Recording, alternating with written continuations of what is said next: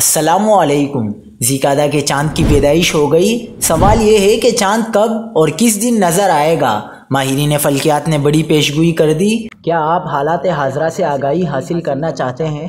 خبر کے پیچھے چھپے اصل حقائق جاننا چاہتے ہیں تو ابھی سبسکرائب کیجئے دل مل پاکستان کو اور ساتھ ہی گھنٹی کے نشان پر کلک کر دیں۔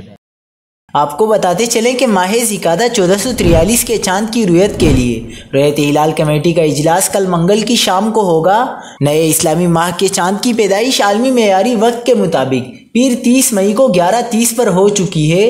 اس وقت پاکستان میں پیر کی شام 4:30 ہو رہے تھے، لہٰذا آج 30 مئی پیر کو چاند نظر آنے کا سوال ہی پیدا نہیں ہوتا، کیونکہ چاند کی عمر ابھی کافی کم ہے۔ منگل 29 شوال یعنی 31 مئی کو جنوبی پاکستان میں چاند نظر آنے کا واضح امکان ہے، کیونکہ چاند کی اونچائی 10 ڈگری ہوگی۔